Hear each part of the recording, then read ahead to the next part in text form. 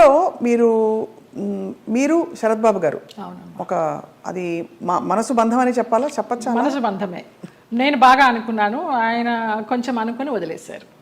ఇప్పుడు ఆయన ఉన్నా కూడా చెప్పేదాన్నేమో, లేరు కాబట్టి ఇంకా ఫ్రాంక్గా చెప్తాను.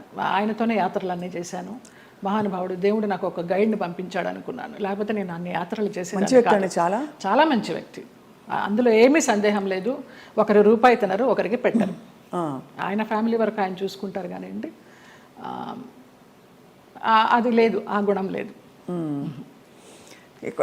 ఆ టైంలో మిమ్మల్ని వివాహం చేసుకునే టైంలో కొంతమంది ఇండస్ట్రీ ప్రముఖులే ఆపారు ఆయన్ని, లేకపోతే మీ ఇద్దరు తెలుసు పెళ్ళయి సెటిల్ అయ్యేవారు కూడా అన్నారు అంట. చాలా ఆలోచనలు చేశాము, ఒక బిడ్డను కూడా కందామని ఆలోచన చేశాము, దానికి అన్ని ప్లానింగ్స్ వేసుకున్నాము. తర్వాత ఆయన ఆలోచిస్తూ ఉంటారు, సంవత్సరాల తరబడి ఆలోచిస్తూ ఉంటారు. ఒక విషయం చెప్తే ఒక 100 రకాలుగా ఆలోచించి, లలిత ఇలా వద్దేమో, అలా వద్దేమో, మనం ఎవరన్నా కానీ వాళ్ళు మన ఇద్దరం పోయామనుకో అమ్మాయిని ఆస్తి కోసం ఏమన్నా చేస్తారేమో, ఇలాగంతా కూడా చెప్పేవారు. నేను చాలా ఫ్రాంక్గా ఫస్ట్ టైం చెప్తున్నాను. నేను వాళ్ళ ఫ్యామిలీ మెంబర్స్ నేనేమి లెక్క చేసేది లేదు. వాళ్ళ ఫ్యామిలీ మెంబర్స్లో ఒక తమ్ముడు నాతో చాలా క్లోజ్గా ఉంటాడు, ఒక తమ్ముడు ఫ్యామిలీ. ఇప్పుడు కూడా వారి అబ్బాయి మీతో టచ్లో ఉన్నారు? ఉన్నాడు అని అంటారు. అంటే పిల్లలాగానే. ఎక్కడ మిమ్మల్ని ఒక శత్రువుగా చూడలేదు కుటుంబానికి? లేదు లేదు, కుటుంబానికంటే వారి కుటుంబానికి. వారి కుటుంబంలో ఎవరికి నేను పెద్ద తెలీదు, మా మధ్య ఏం జరిగిందని కూడా ఎవరికి తెలియదు.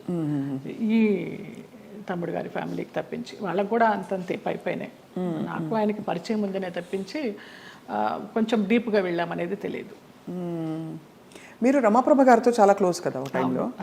రమాప్రభ గారు శరత్ బాబు గారిని చాలా విమర్శించేవారు, చాలా ఇంటర్వ్యూలో బహిరంగంగా తిట్టారు. ఎందుకు మీ దృష్టిలో ఎందుకు ఇంత మంచి వ్యక్తి అని మీరు చెప్తున్నారు? మీ మనసుతో చూస్తే అవును కదా, కరెక్ట్ అనిపిస్తుంది. ఎందుకంటే మీరు ఎవరిని అసలు మిమ్మల్ని హాని చేసిన వాళ్ళనే మీరు జడ్జి చేయని వ్యక్తి. అలాంటిది అసలు అంటే మనం ఒకవైపునే విని చెప్పలేము కదా, మరి జడ్జ్ చేయలేము కదా. మరి అప్పుడు వాళ్ళిద్దరు కలిసి ఉన్న పరిస్థితుల్లో ఏం జరిగిందో అది నేను కూడా చెప్పలేను. కానీ నా వరకు ఆయన చాలా మంచి వ్యక్తి, చాలా మంచి వ్యక్తి. ఏ విషయంలో మీకు నమ్మకం కలిగింది?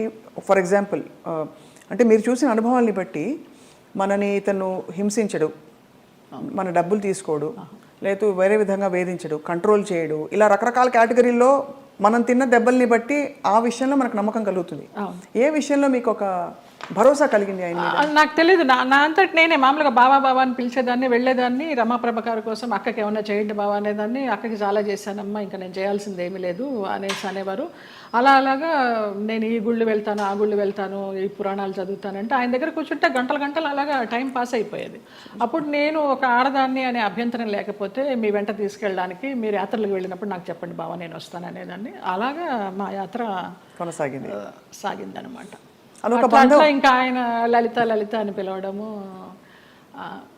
క్లోజ్ అయినామని చెప్పాలి. దాదాపు మీకు అంటే గృహస్థాశ్రమం లేకపోయినా వానప్రస్థాశ్రమం లాంటిది తొందరగా ఫాస్ట్ ఫార్వర్డ్ మోడ్లో కర్మలు అయిపోతాయి చూడండి. ఇప్పుడు మనం అనుభవించడానికి వచ్చిన కర్మలు అయిపోవాలంటారు కదా, అలా మీకు ఏదో రాసి పెట్టినట్టు మీరు దాన్ని అటాచ్ అయ్యారు, మళ్ళీ డిటాచ్ అయిపోయారు. అవును.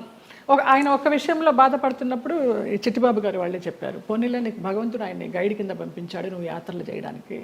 ఆయన పోయినప్పుడు బాధపడితే మంచి వ్యక్తి వెళ్ళిపోయారు అనేసి అన్నారు. ఇంకా అప్పటితో ఆ ఆలోచన కూడా లేదు. ఇంకా వెళ్ళాను, హాస్పిటల్కి వెళ్ళేదాన్ని, చూసేదాన్ని, అసలు మన సృహలోనే లేరు. లాస్ట్ ఇయర్ February 14th నాడు, వ్యాలంటైన్స్ డే నాడు హాస్పిటలైజ్డ్ అయిన మనిషి May 21st నాడు పోయినారు. చూడలేకపోయారు కదా? చూడలేకపోయిన వాళ్ళం. బావా అని పిలిచేదాన్ని, అయ్యప్ప అని పిలిచేదాన్ని ఆయన్ని. ఆయన ఆధ్వర్యంలో ఇరుముడి కట్టుకుని నేను మండలం రోజులు అయ్యప్ప దీక్ష చేసి అయ్యప్పకే వెళ్ళాను. ఆయనతో వెళ్ళాలనుకున్నాను కానీ వెళ్ళలేకపోయినాను, నేను విడిగా వెళ్ళాను. అప్పుడు నేను ఇరుముడి కట్టుకునేటప్పుడు ఆయనే చెప్పారు నాకు మంత్రాలన్నీ. అట్లా అయ్యప్ప అని నా ఫోన్లో కూడా తత్వమసి అని ఫీడ్ అయి ఉంటుంది ఆయన పేరు.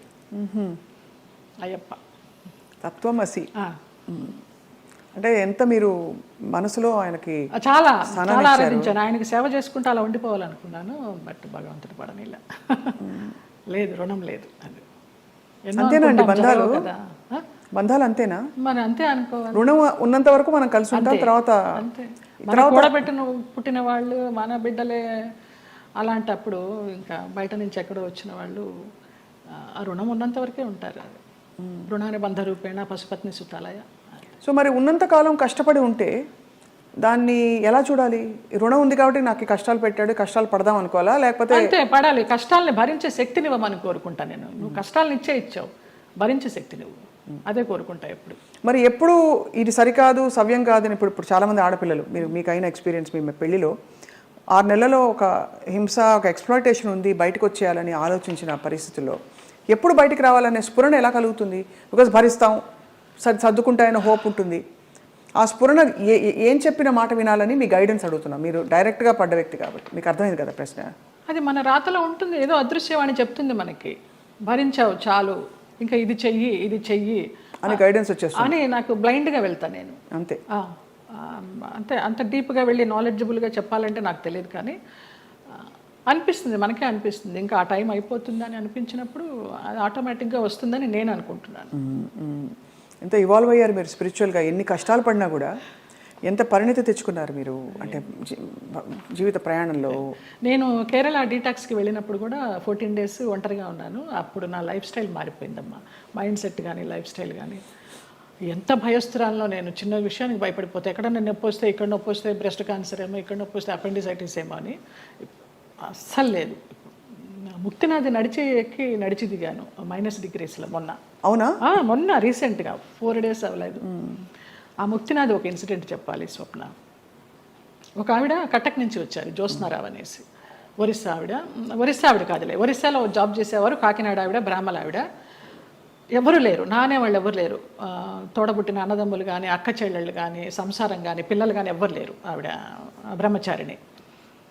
ఆవిడ వచ్చి నాకు ఎవరు లేరు 3 రోజులు ప్రయాణం చేశారు మాతోటి. 11th నాడు బయలుదేరాము ఇక్కడి నుంచి, 12th, 13th నాడు ముక్తినాథ్ తీసుకెళ్లారు. అలాగే డోలీలో ఎక్కించి వెళ్ళారు. ఆవిడకి ఏదో హై బ్లడ్ బీపీనో షుగర్ ఏదో ఉంది. అన్నం తినాలనిపించక మాత్రలు వేసేసుకుంటున్నారు. తర్వాత ఆ ముక్తినాథ్లో జామ్సంలో మేము స్టే చేసినప్పుడు వెన్ను వణికించే చలి, అక్కడ హీటర్స్ ఉండవు, హీటర్స్ పెడితే ఆక్సిజన్ అందదంట, హై ఆల్టిట్యూడ్ అనమాట. అక్కడ ఆ రోజు నరకం అనుభవించాం అందరం, 80 members గ్రూప్ మేము.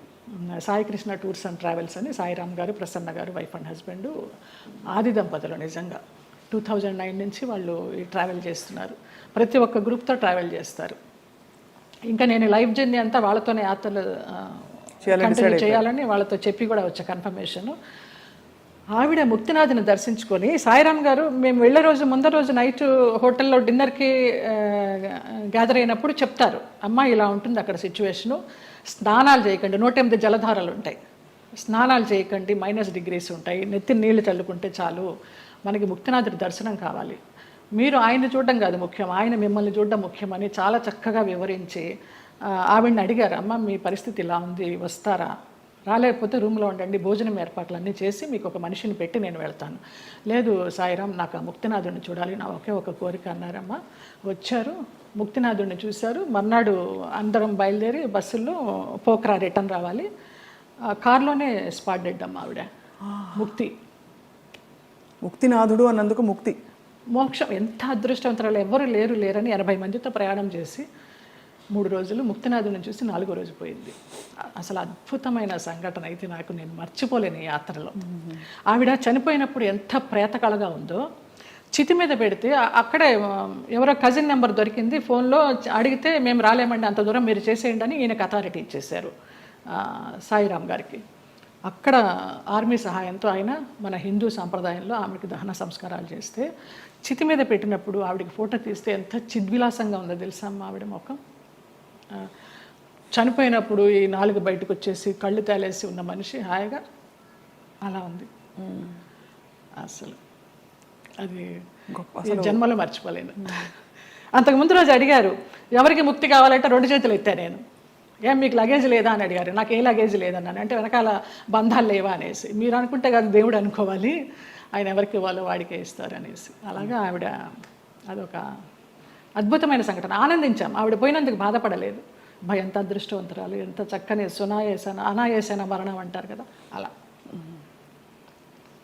కార్లన్నీ ఆగినా ఏంటనంటే పోయారు.